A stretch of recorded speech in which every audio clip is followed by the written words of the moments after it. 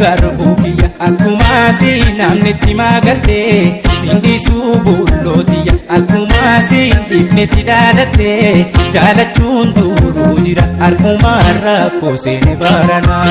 Guyyaa waliin agarru halka yaamaan amanta'e malee guyyaa waliin agarru halka yaamaan amanta'e malee jaalachuun duruu jira akkuma rakkoo seene barana.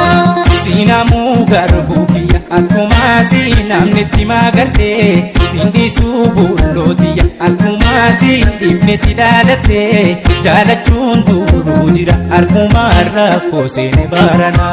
Guyyaa waliin agarru halka yaamaan amanta'e malee guyyaa waliin agarru halka yaamaan amanta'e malee jaalachuun duruu jira akkuma rakkoo seene barana.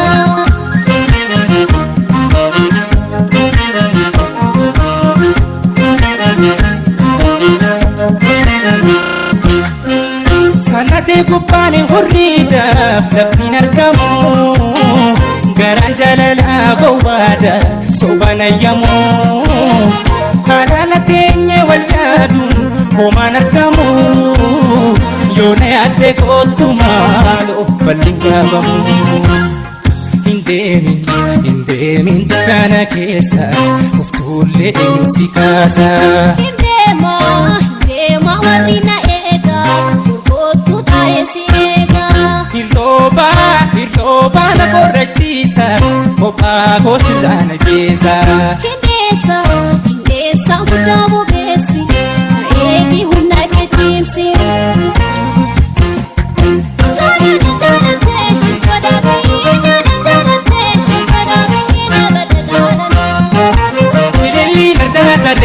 Diddiimtuu ilillee gargaaree diddiimtuu mata waliin tarree naannoo tamsi geeffadhu himiiree biyya duutiin jirree.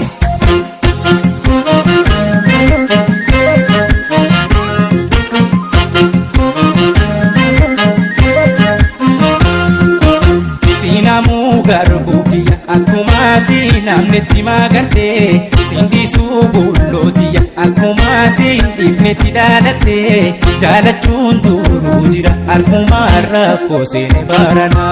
Guyyaa waliin agarru halka yaamaan amanta'e malee guyyaa waliin agarru halka yaamaan amanta'e malee jaalachuun duruu jira akkuma rakkoo seene barana.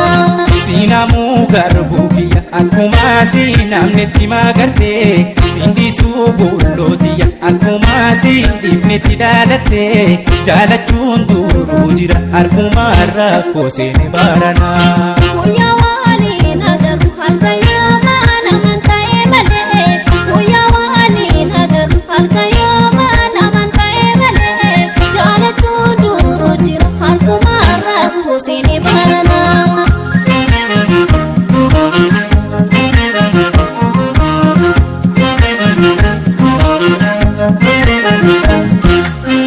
Dhufeera nan dadhabsiifne fageenyi karaa wal taphachiisaa ooleha gallu wal biraa bareedni garaan jabaatu hubadhe sirraa shayya gubbaatti si eega hin oolinarraa.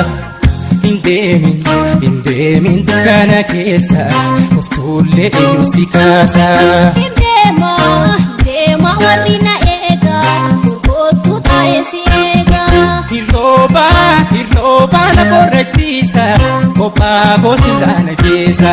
Hindeessa guddaa bobeessi eegi humna kee cimsi.